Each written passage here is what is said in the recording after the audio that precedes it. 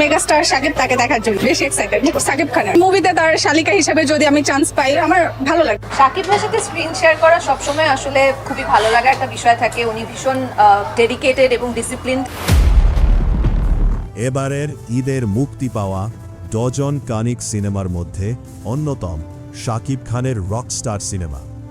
এদিকে শাকিব খানের Rockstar cinema দেখতে এসে এক সুন্দরী তরুণী শাকিব খানের নায়িকা নয়, শাকিব খানের শালিকা হতে চেয়েছেন। তিনি কালবেলার ইন্টারভিউতে বলেন, আমি শাকিব খানের সিনেমাতে শালিকা হিসেবে কাজ করতে চাই। এছাড়াও রকস্টার সিনেমায় দর্শকদের রিভিউ নিয়ে এবার মুখ খুলেছেন অভিনেত্রী সাবিলা নূর। শাকিব ভাইয়ের সাথে স্ক্রিন শেয়ার করা সবসময় আসলে খুবই ভালো লাগার একটা বিষয় থাকে। উনি ভীষণ ডেডিকেটেড এবং ডিসিপ্লিনড। প্রতিটা সিনেমার আগে আমি ভীষণ নার্ভাস থাকি। সো হ্যাঁ, কিছুটা তো নার্ভাস, তবে আমি নার্ভাসনেসের সাথে এক্সাইটেডও, কারণ নতুন কিছু দেখতে আমার সবসময় ভালো লাগে। সো আমি এক্সাইটেড অ্যান্ড নার্ভাস। এক্সপিরিয়েন্স খুবই ভালো। আমি বরাবর মতো বলে এসেছি যে রুশোদের যে টিমটা, ওরা very young, very full of life.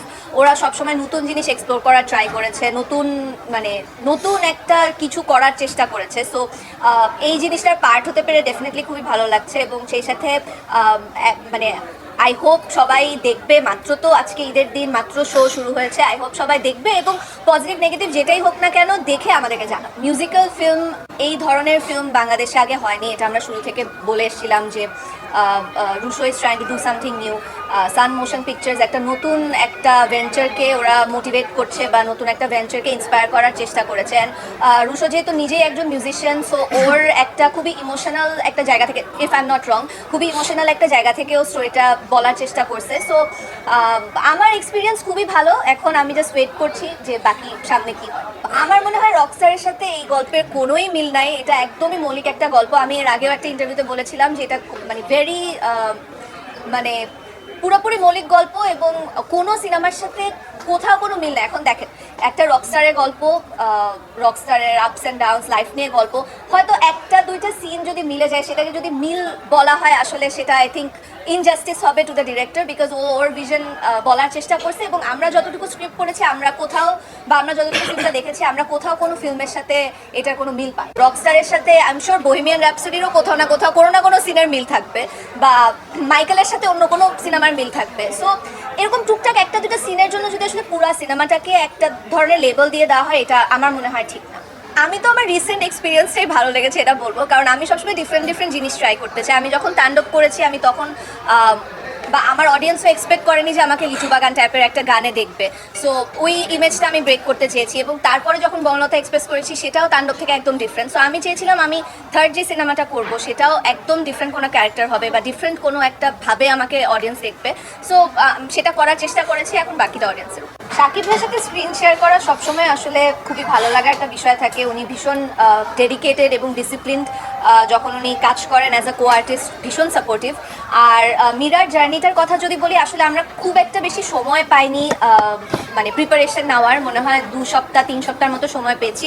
তবে এই অল্প টাইমের মধ্যে আসলে পুরো টিমের একটা টিম ওয়ার্ক, আমি যদি ডিরেক্টর বলি, আমাদের ডিওপি, আমাদের আর্ট, স্পেশালি যদি কস্টিউম, মেকআপ, হেয়ার, ওদের কথা বলি, আসলে সবার একটা কোলাবোরেটিভ এফার্টের কারণেই যেটা হয়েছে, পসিবল হয়েছে। সো মীরার জার্নিটা আসলে আমি পুরোপুরি আমার টিমকে ডেডিকেট করতে চাই। যারা আমাদের মেগাস্টারের ফ্যান, তারা তো দেখবেনই, কারণ তারা ওনার কাজ পছন্দ করে। এবং সেই সাথে আমার মনে হয় আমাদের টিম একটা ডিফারেন্ট নতুন গল্প বলার চেষ্টা করেছে। সো আমরা যদি চাই যে ফিউচারে আরও ডিফারেন্ট সিনেমা আমরা দেখবো, ডিফারেন্ট জনরার সিনেমা দেখবো, যেটা গতবার রোজার ঈদে আমরা দেখেছিলাম। আমাদের প্রিন্স ছিল, রাক্ষস ছিল, প্রেশার কুকার ছিল, সেই সাথে বনলতা এক্সপ্রেসের মতো সিনেমা ছিল। সো আমরা যদি চাই যে ফিউচারে ডিফারেন্ট জনরার সিনেমা হবে আরও বেশি, তাহলে আমার মনে হয় রকস্টার দেখা উচিত। আমি প্রতিবারই বলি যে আমি প্রত্যেকটা সিনেমা দেখতে চাই এবং প্রতিটা সিনেমাকে সাপোর্ট করতে চাই। সো আমার ইচ্ছা আছে ডেফিনেটলি রোহিত দেখবো, মালিক দেখবো, এবং যেগুলো সিনেমা আছে সবগুলো দেখবো। যারা আসলে এই ব্যস্ততার মাঝখানে হলে গিয়ে রকস্টার দেখছে, তাদেরকে অসংখ্য ধন্যবাদ। এবং কোরবানির দিন আসলে আমার মনে হয় আমাদের সবারই একই রকম কাটছে, মানে সিনেমা হলে কাটছে।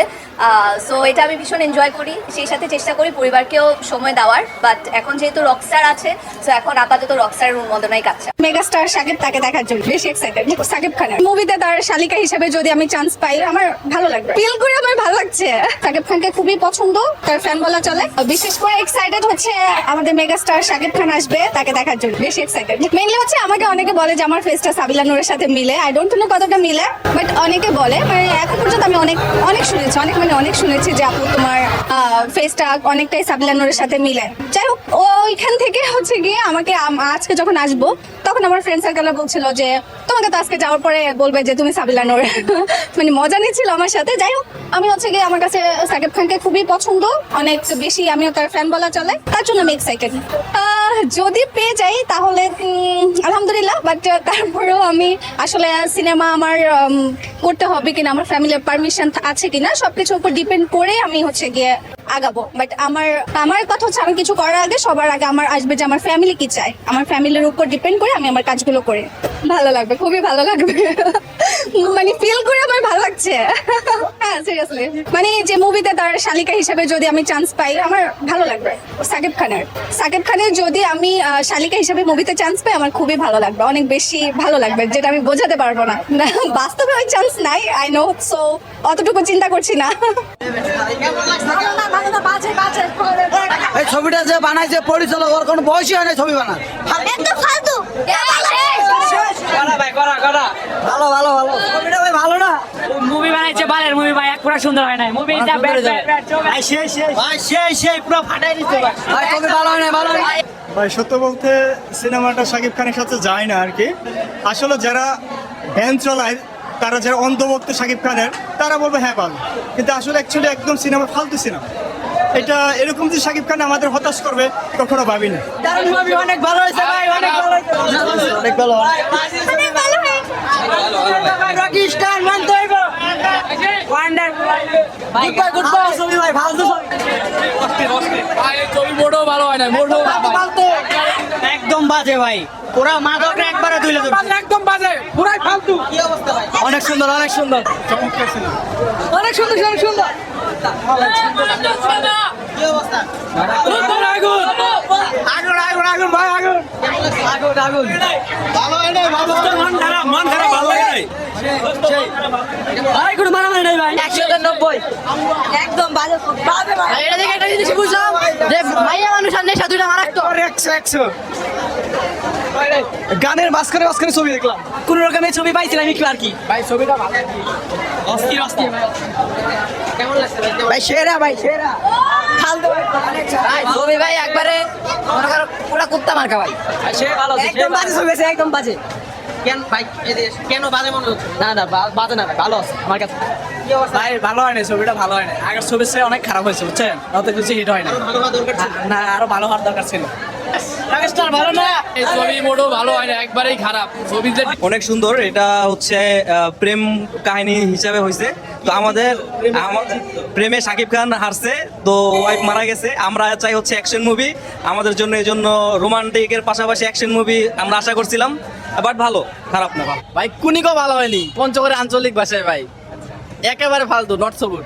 আচ্ছা কেমন লাগছে আপনার কাছে? বাংলা ভাই, বাংলা বাংলা। ভাই কি অবস্থা রকস্টারের? অবস্থা ভালো না, মোশাররফ করিমের নাটক আরো সুন্দর। ভাই রকস্টার দেখলেন কেমন লাগলো? ভালো হয়েছে ভাই, হ্যাঁ অনেক ভালো হয়েছে। আপনার কাছে কেমন লাগছে? ভালো, আলহামদুলিল্লাহ ভালো। ভালো ছিল। হ্যাঁ দেখছি, কেমন লাগছে?